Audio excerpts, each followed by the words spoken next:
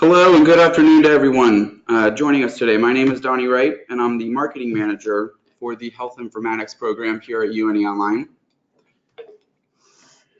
I'll be helping moderate this session today and will shortly introduce our guest joining the webinar.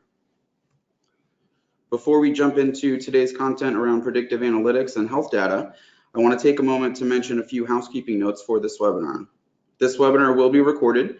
By continuing on with this webinar, you are accepting that you will be a part of a recorded process that will be used for future students. Question and answers will be held at the end of the webinar, but please use the chat function to type in questions during the presentation. We're excited each of you will be spending a part of your afternoon with us and look forward to interacting with you. So please let us know your thoughts, your questions around any of the material that we'll cover. Next, I'd like to introduce the presenters of today's webinar. As I mentioned, my name is Donnie Wright, and I'm the marketing manager for the Health Informatics graduate programs with UNE Online. Next, we have the director of the Health Informatics graduate programs, Megan Landry. And finally, we have our featured guest, faculty scientist with the Maine Medical Center Research Institute, Dr. Lee Lucas. We're thrilled she'll be able to join us to share some of her research and expertise in the field. We'll hear from each of them as we continue through today's session.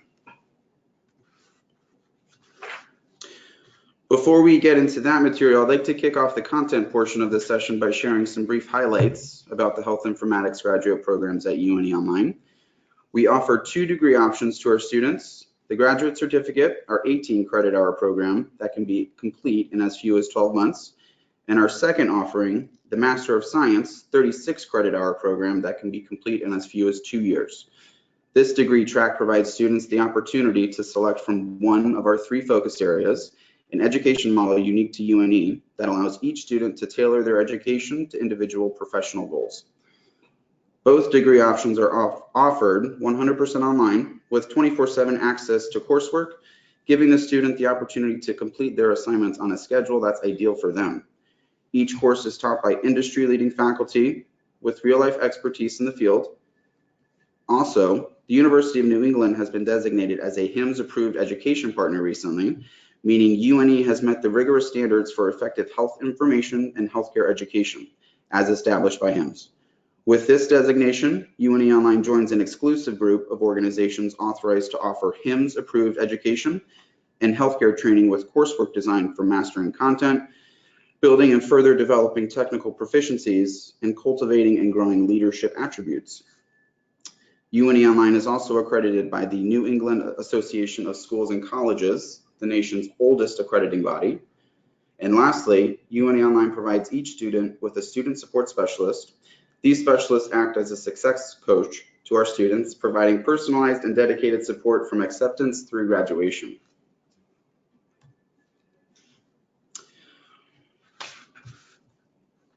Now we can look more closely at the subject of today's webinar, health data analytics, one of the 3 focus areas students can choose from in the Master of Science degree. It continues to rank as the most selected focus area of the program. And as healthcare continues to move in an increasingly digitized industry, both in process optimization and care delivery, the job market for skilled professionals in the health technology continues to grow. The health data analytics focus area equips each student with the tools and knowledge base necessary to stay competitive in this field. Now, I'm excited to introduce our guest speaker, Dr. Lee Lucas, who will walk us through her background, experience, and some of the current work she's doing with health data and research. Hi, everybody. My name is Lee Lucas. I am an epidemiologist at the Center for Outcomes Research and Evaluation at Maine Medical Center. I'm going to tell you a little bit about how I came to be who I am. I graduated with a baccalaureate degree in English literature and discovered that I had no job skills.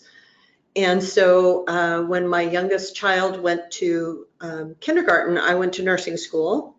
And I worked for about 10 years as a nurse, but very, very early on in my nursing career, I recognized that I had a problem.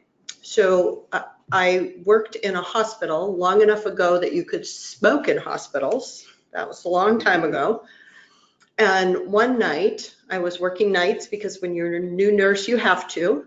So that one night, I I answered a call bell from a patient who said he wanted to have a cigarette. So I took his oxygen off, walked him down to the lounge, sat with him while he had a cigarette, walked him back to his bed and put the oxygen back on, and said to myself, what's wrong with this picture?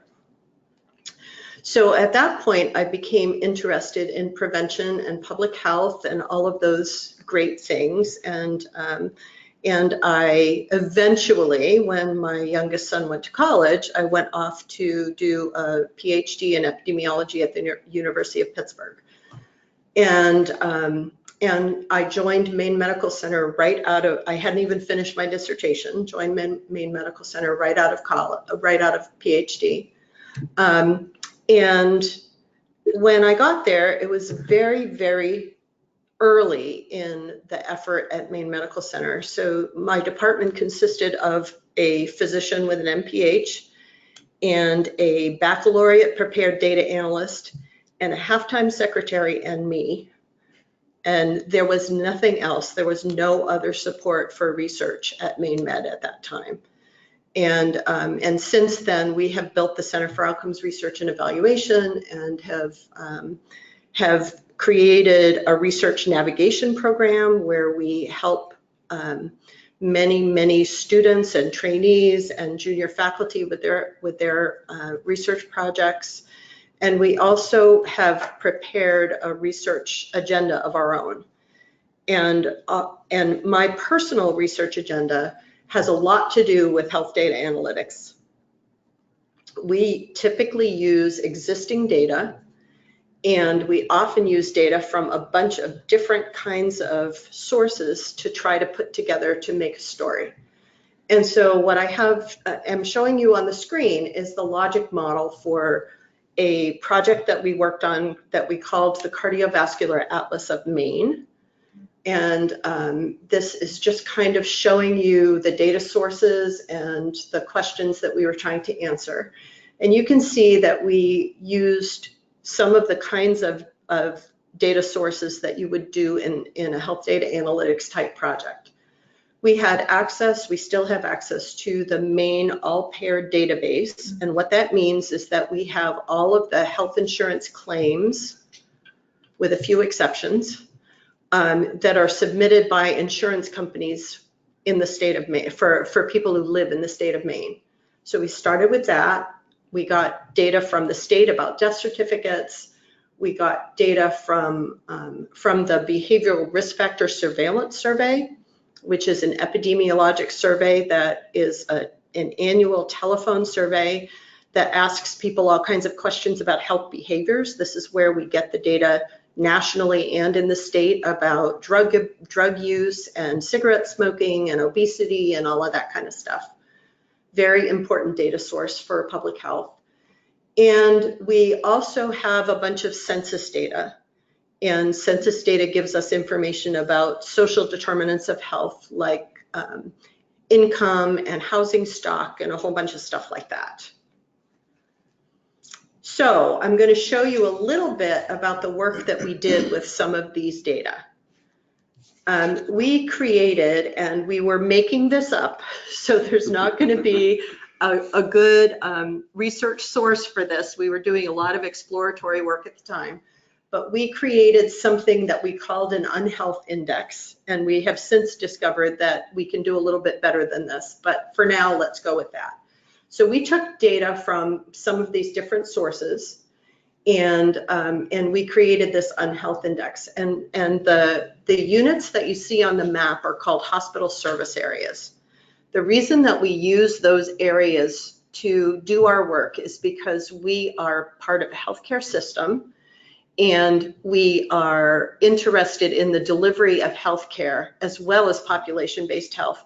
But we deliver even population-based health through the hospital because that's who we are, right? We're a hospital and that's what we do. So each of those units on the map that's colored differently and that has a boundary around it is a hospital service area. The white space is unpopulated or not big enough for us to count anything. So we mapped this unhealth index by taking the mean of the smoking rate, the obesity rate, the proportion of people who reported that their general health was low, the proportion of people who had diabetes. We had a long process by which we tried to define poor diet, and we took that percent, and that's part of our calculation here. The proportion who are physically inactive, with hypertension, with cholesterol, et cetera. So we took the mean of all of those percents. This is absolutely a crude measure, and I totally admit that. But again, we were trying to be pretty exploratory. And this map shows the variability in this unhealth index, this summary measure of poor health and poor health behaviors in the state. And by doing this, and if you, excuse me, if you map each one of these separately, you see a very similar pattern, not exactly the same depending on what the risk factor is. But we always see what we've come to call the healthy coast effect. So health and health behaviors and health services utilization and all of that stuff, there's this phenomenon whereby people who live along the coast have higher incomes, they're less likely to smoke, they have better physical activity, they have better diets, all of that stuff. Let's go on. So the next thing that we tried to do was to take our claims data, our health insurance claims data, and try to find out what kinds of cardiovascular services people were receiving, again, based on the hospital service area. For those of you who don't know, CABG and PCI, CABG is coronary artery bypass grafting, and PCI is percutaneous coronary intervention, which some people would call a stenting. And they're both procedures to open a compromised coronary artery when people are having a heart attack or when they're having angina that's uncontrolled. What we did was count the number of procedures, and then we calculated a rate per 10,000 person years. The state rate was 56 revascularization procedures per 10,000 person years. And this map is mapping that rate by individual hospital service area. Now, just to be clear, the area that somebody's assigned to is the area where they live, not where they got their procedure, right? There are only 3 hospitals in the state who do these procedures, or who do CABG at least. There are only 3. So we're not assigning people to based on where they got the procedure, we're assigning them based on where they live. And again, you can see that that healthy coast effect is sitting there, meaning that you might assume that because people were healthier, that they needed fewer of those procedures.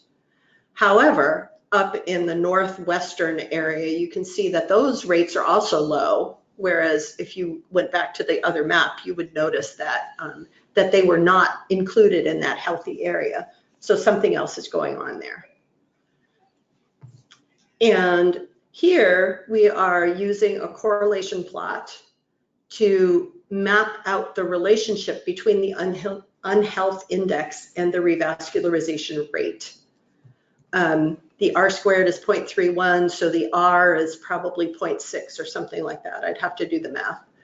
But each dot represents a hospital service area, and it is mapping unhealth index against revascularization rate, and the line through the plot is what would be the regression line if you were to do a regression. So this is telling us that on average, areas that have a higher unhealth index also have a higher revascularization rate. Okay? So one of the things that we study quite a bit is variation in the delivery of healthcare. And you could think about the delivery of healthcare and its relationship to health, and there may be a really strong correlation, but there may not be. There are reasons why the correlation is not perfect. And the reasons have to do with variations in practice from one area to another. If you have a doctor who really believes that if you have angina, you should be revascularized, and he's driving the utilization in one hospital, and you have another hospital where people are much more conservative about applying that procedure, then that will introduce variation regardless of the underlying health status of people.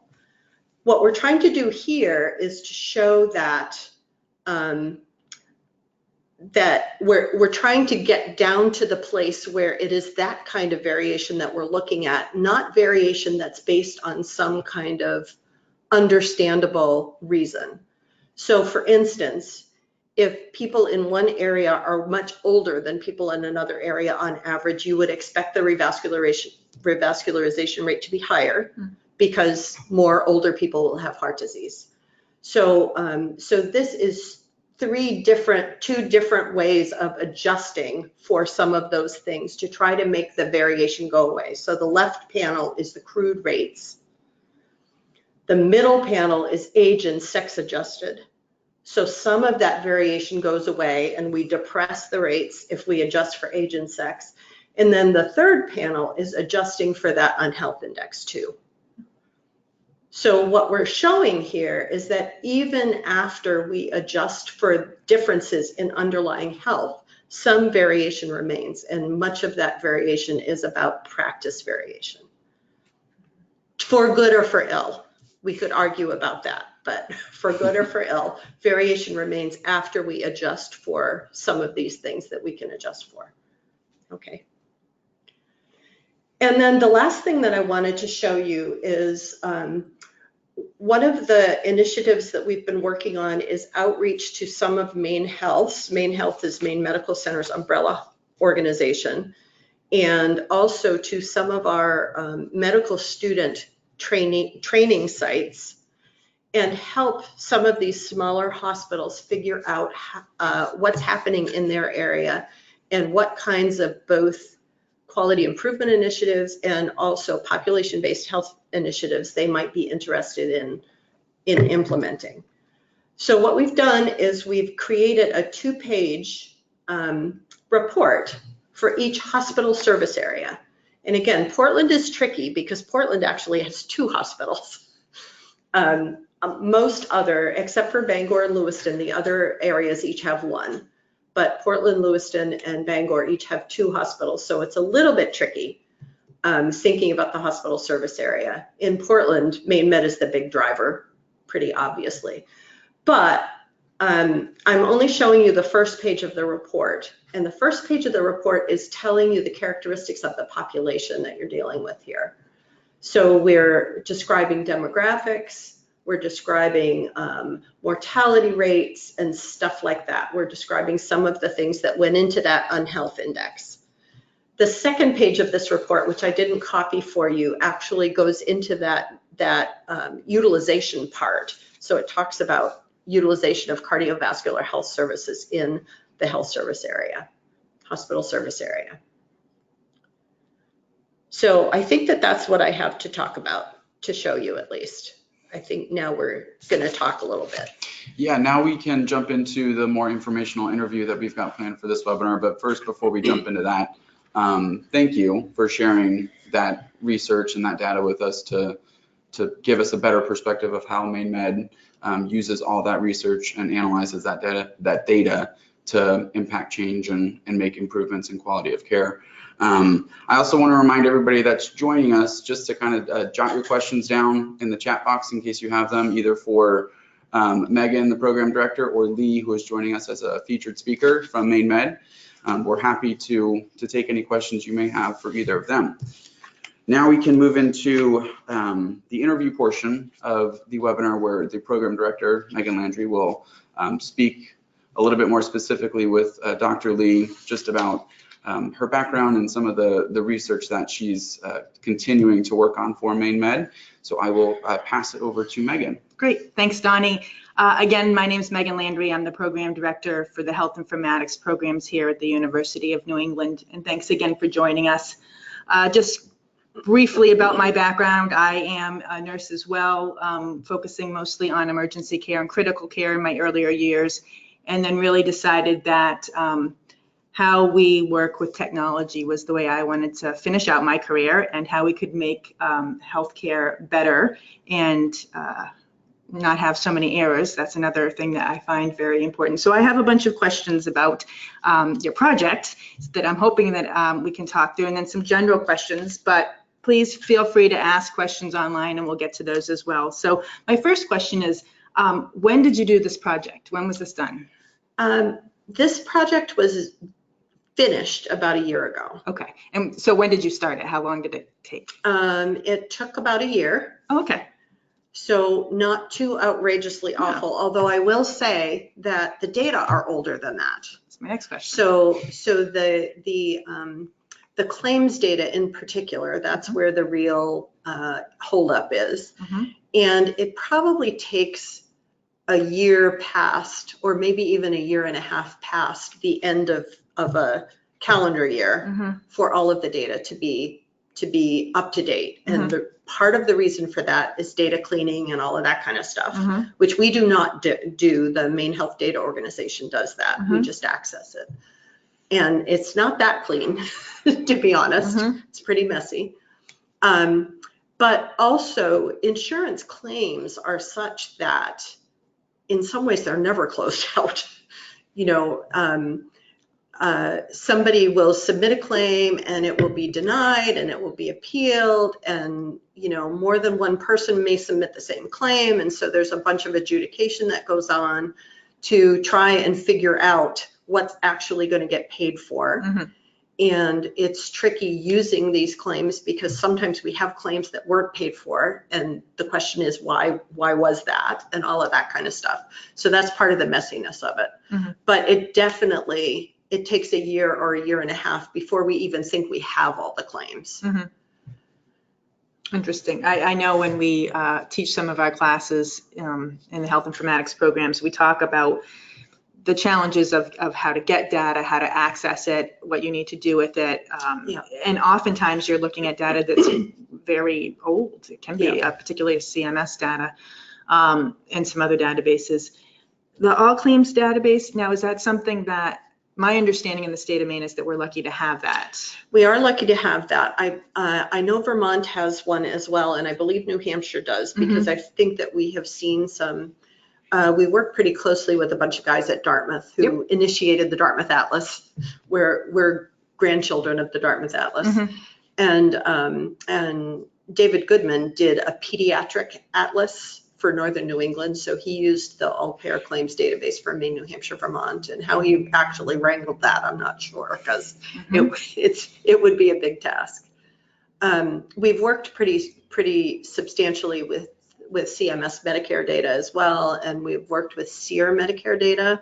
So SEER is the cancer registry that is a sample of states nationwide that are selected to be both good high quality data and also representative of the population with appropriate weighting. And what they do is take all of that cancer registry data and merge it for people who are eligible for Medicare, merge it with Medicare data. So we have both the clinical detail of the cancer claim, like stage and all of that kind of stuff, along with the utilization data, so we know what happened to people, what kind of care they got. CMS is even longer to get full access to CMS data, takes even longer. And so if you see Medicare data, it tends to be really old. The all-payer database does include Medicare and Medicaid. The people that we're missing are people from the VA and people who are uninsured. And then recently, there was a recent court case that said that self-insured employers do not have to contribute. So we haven't been able to completely evaluate the impact of that yet. We're just getting access to the data that's affected by that, and we're not sure how many we're losing because of that, but so, that makes it a little tricky. So the data that you did the project on didn't include. It was before that. So did it include people that do not have insurance? No, it absolutely does not. So that's the big population of people that and would fit into the unhealthed index. Exactly, in a very vulnerable population, and the people that you would most like to know some of this stuff about. but Interesting. it is just one of the limitations of the data. Yeah, I know just from the work I've done, the All Claims database, I know that lots of people say how lucky we are to Yeah. have that, and that Yeah. in other states, they don't have those Yeah. repositories. Correct. So do you know, I don't know if you know anything about the interventions that happen after you do the project. Do you know anything about that, where it's gone? Well, one of our test cases was the hospital in Caribou. Okay, interesting. That's a And- very, very rural area of our state, for Exactly. those of you who don't know. Exactly. They are a site for medical student trainees from the Maine Med Tufts Yep. Medical School. And we are also running a certificate program where we're training teams of administrators, medical students, clinicians, therapists in healthcare improvement. So Okay. we're doing quality improvement, we're doing population health, we're doing data analytics, we're doing all kinds of stuff like that. And for that certificate program, Caribou was our test site. Okay. They were our pilot site. And what we were hoping we were doing was creating this report to help them figure out what they wanted to study, and also to sort of have a way of measuring effectiveness. You know, looking next year to see whether it was better or not, or 10 years down the road. For some of this stuff, it would take way too long to show up in a year. In reality, what happened was the way the certificate program works, people had to select their project before the data were really ready. Okay, sure. So many of their projects were unresponsive to the data that we provided. So we have not had a big impact in Caribou yet. Okay. I will say that we have always been a health services research shop, and so we've always been studying the delivery of healthcare and the trajectory of translation of scientific findings into clinical medicine, and disparities in care and all of that kind of stuff. And we are, partly through this initiative, we are becoming more public health, community health focused. And this is really pushing us much more towards understanding the impact of social determinants of health and a lot of public health interventions and stuff like that. And so I think the mere fact of having access to the behavioral risk factor data, for instance, which, you know, I'm an epidemiologist, I was always aware of it, but I've never worked with it before. And just having that as part of our arsenal has changed our view of what we do and why. So that's been kind of interesting. Yeah. Yeah. Fascinating. Yeah. So do you have plans to reevaluate at some point, or are you gonna wait and see, or? Well, one of the things that's happened in the meantime is we had a small grant to do. We're a grant-funded agency, and so we're chasing money all the time. Yeah. And we have money to do something a little bit different now. One of the things that we're working on right now is a grant from the Bristol Myers Squibb Foundation, and it is to implement a statewide initiative to increase access to prevention and early detection and treatment for lung cancer. Now that the low-dose CT has proven to be an effective screen for high-risk people for lung cancer, we are working on implementing statewide initiatives to increase screening. CMS required that if they would approve reimbursement for low-dose CT screening for lung cancer, that they mandated that there be a shared decision-making conversation that went with it, because the risks and benefits are pretty even. Interesting. And so that's one of the things that we're interested in, is how are we in outlying hospitals implementing shared decision-making.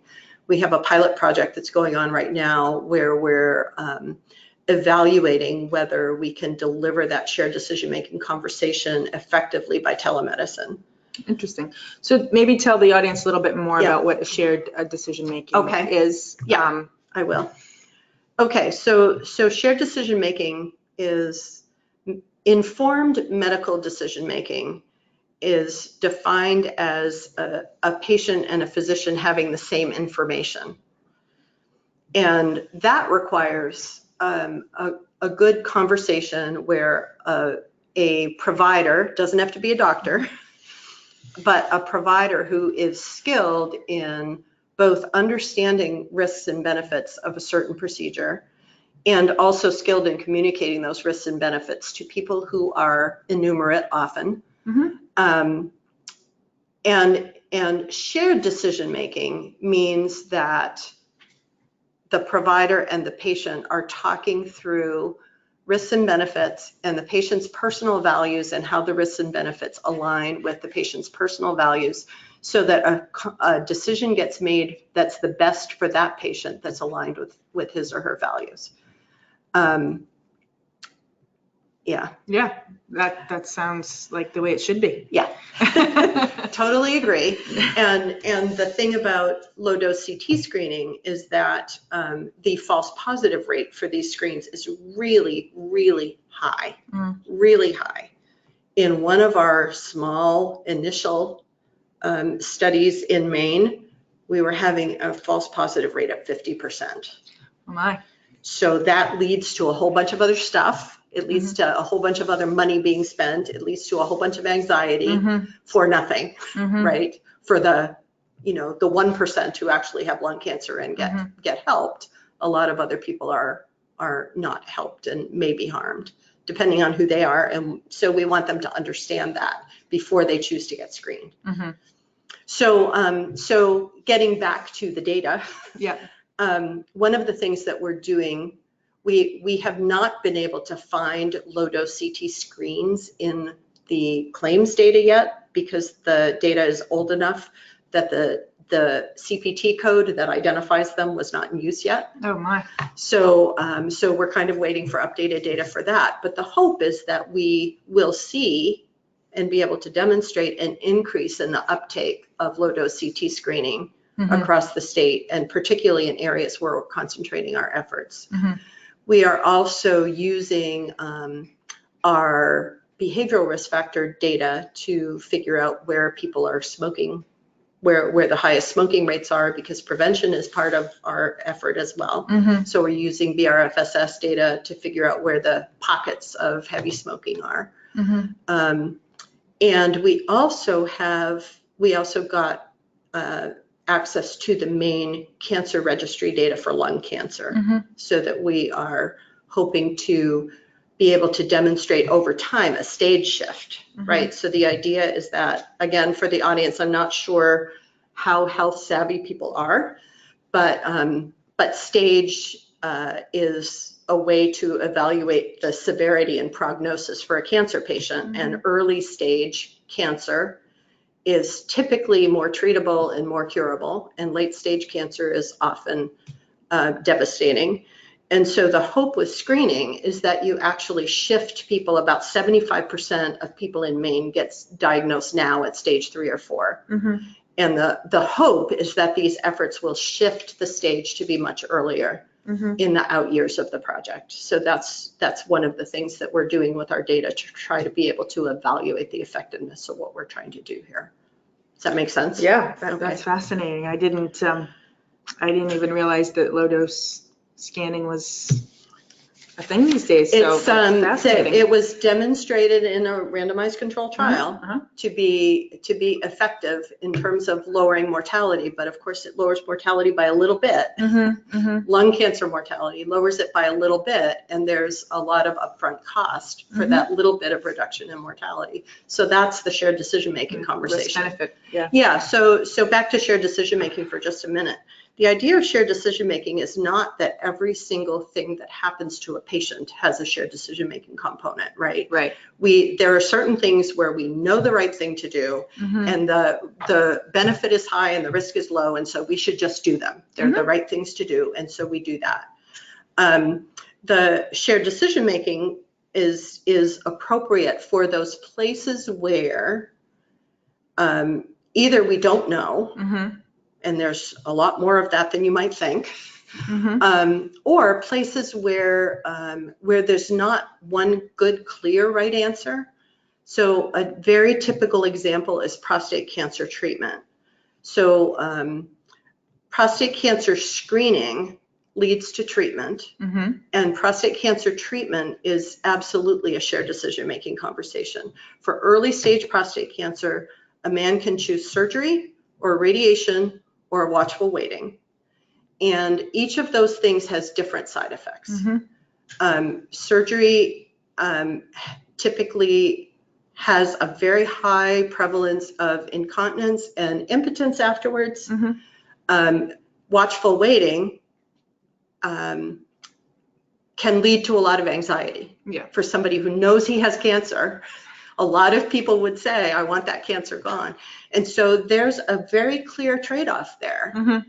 And, you know, if you are an 87-year-old man who's no longer sexually active, maybe surgery is a no-brainer for you. Mm-hmm. If you're a younger man who cares about preserving those things, Mm-hmm. then maybe you are more willing to watch and wait. And so that's the classic shared decision-making conversation. It's a good example. But we tend to back up from that to Mm-hmm. say, well, wait a minute, maybe we should have shared decision-making conversation around the screening. Mm-hmm. Should we even be doing prostate-specific antigen testing? Mm-hmm. Because it leads down this path that's fraught with complications. Interesting. That's great. Thanks for that explanation. That certainly helped me understand it as well. Any question? I have more questions, but are there anything pertinent right now? We can wait until we get Okay. to the All right, question. great. I think I'd like to keep hearing All right. a little bit.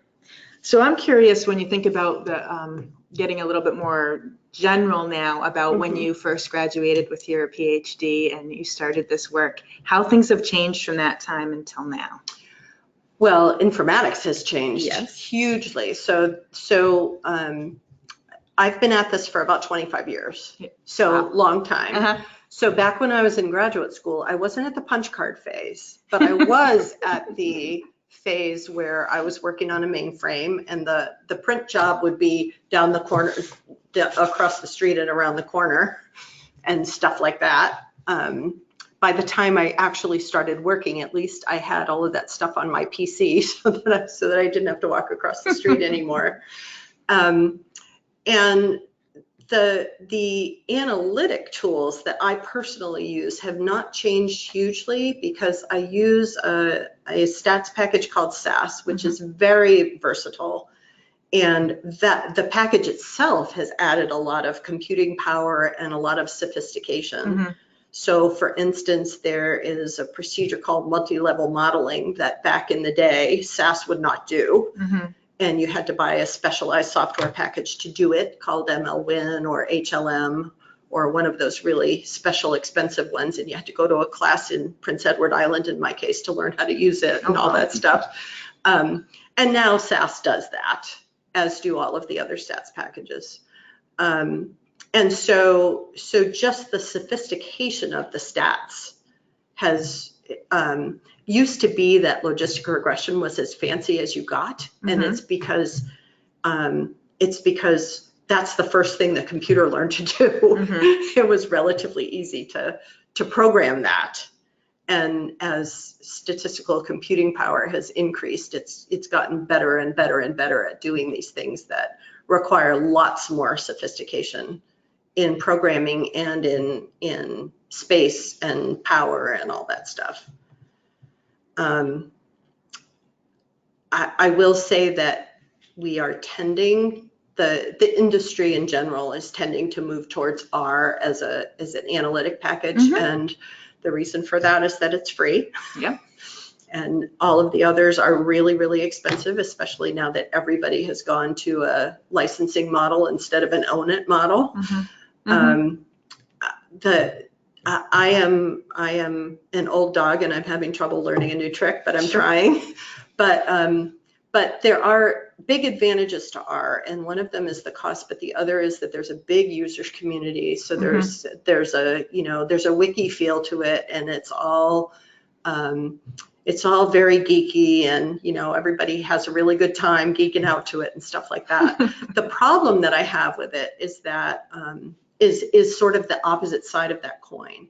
Because it's a community, anybody can write anything. And the hope, like with Wikipedia, is that somebody comes in and edits it if it's wrong. Sure. But you can't always be sure of that. And so, we try to be really careful. Our IT guys will not let us download some of the packages because they have known difficulties. And we try to be really careful to use the packages that are really well established and that we know have been vetted. Yeah. And we have our own personal R geek who does that, evaluates that for us. Great. Interesting. We've definitely started investigating, well, not investigating, but we're definitely going to be using R in some of the courses that we'll be running next year. So that's exciting to hear that there's some application in the industry around that. I think in the future that will be an absolute requirement for people to get jobs. They'll have to have it. Yeah, good. Well, that's always good to hear. Time for one more question, Donnie? Or you want to go to the... We can jump to some of the user questions. Sure. If you don't have anything else. Okay. Okay, so now we're going to jump into some of the questions that the audience has sent over to both Megan and Dr. Lee. The first one we'll start with, this is for Dr. Lee. We have a user that wants you to describe a typical day at Maine Health. Good question. Well, a typical day at Maine Health, I can't tell you much of anything about. I can tell you about a typical day at the Center for Outcomes Research. Maine Health is this huge thing, and people do really, really different things on a daily basis than I do.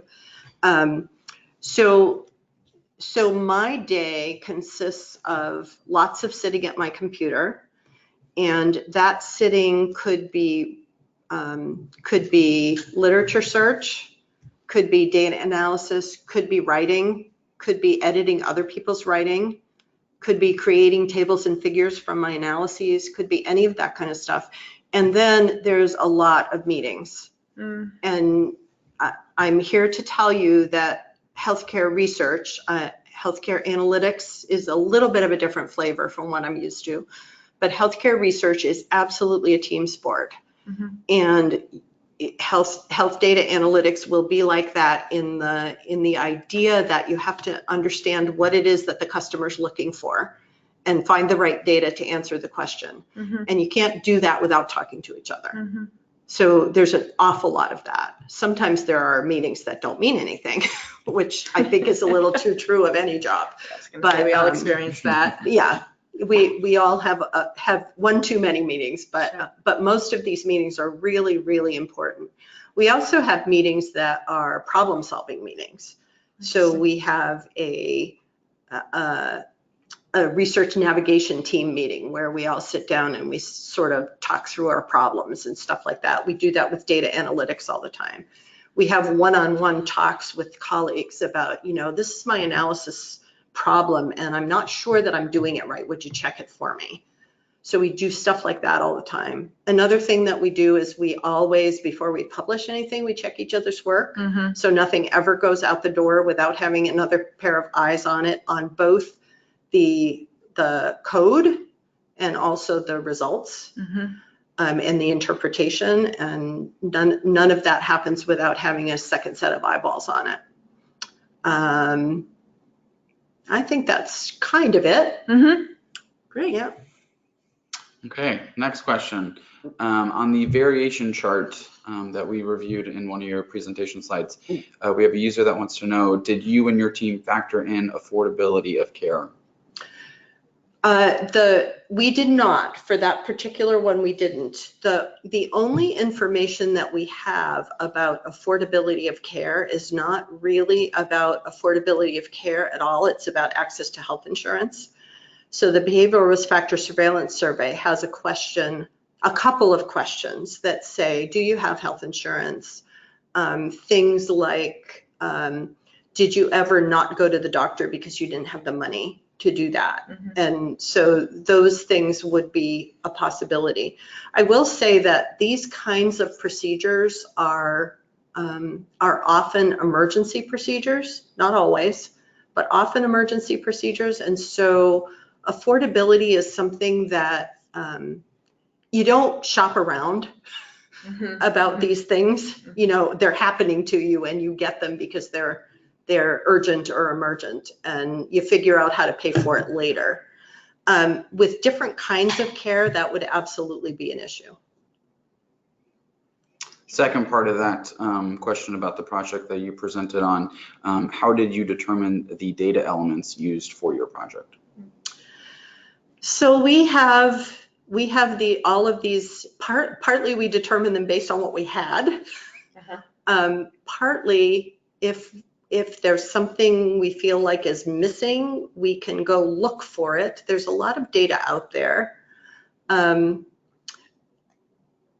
We don't, at least in this part of our work, we don't typically do primary data collection. So we're using existing data sources. So we have to look around to see what we can find that will answer the question that we want. And then it's just research design. It's what's the question, right? I'm an epidemiologist, so I'm thinking about what's the predictor, what's the outcome, what are the confounders, and I want to go collect the data around those things. So then the idea at that point is, okay, I see that I have a smoking measure and I'm interested in controlling for smoking, but how is that parameterized, right? How did they ask the question? What does the question mean? Does it mean they ever smoked? So I think that in BRFIS, it's current smoker, former smoker, never smoker, but we don't have pack years, for instance. So when we were trying to use those data to figure out who might be eligible for low-dose CT screening, and the criteria for eligibility is based on a pack year history, we couldn't get it out of there. It's just not there. And that happens to us over and over again, is that data that we want is not what's available. So we kind of do the best we can, and we do what I sometimes call trying to sneak up on things. You know, can we find two different data elements and try to stick them together in some creative way, or something that would help to inform that question, even though it's not perfect. Okay, I think we'll have time for one more question. In your opinion, what are the merits of Python, SQL, R, and SAS? My opinion? In your opinion. So I'm a SAS user. I think SAS is not perfect, but I love SAS. I do not use Python at all. I never have. I'm having trouble learning R. So I can't. I think I talked a little bit about the advantages and disadvantages of the package, but in terms of usability, I can't really speak to it. The reason that we are a SAS shop is because SAS is really, really great at muscling huge amounts of messy data, and R is not. I do know that. So what we would tend to do is take our huge messy data, manipulate it in the way that we want it, you know, do our data cleaning, do our merges and splits, and do our recodes and redefining variables and all of that stuff, trying to stick two variables together to mean something. All of that stuff we typically do in SAS. And then those of us who use R, we create the analytic data set in SAS and then read it into R to do so SAS, for instance, makes really awful graphs, and R makes pretty graphs. So I'm totally on board with reading my data into R and creating pretty graphs for publication. SQL, I have not used very much at all. So the whole data warehouse thing, you know, the kind of behind the scenes stuff that I think Python and SQL are more suited to are not my expertise. So I can't really speak to that. But SAS is a very, very powerful program. It's also very expensive. Yeah. Okay, I think that about wraps it up. Thank you again to everybody that joined us this afternoon and spending a part of your day with us to learn more about health data and health informatics. Big thank you to the guests that joined us, Program Director Megan Landry and Dr. Lee Lucas from Maine Medical Center. For those questions that we didn't get a chance to answer, especially those surrounding questions about the program, please feel free to use the contact information on your screen to reach out to one of our enrollment counselors. They can help walk you through some of the finer details of the program and answer some of the general questions as well. Thank you, everybody, for tuning in, and have a great rest of your day.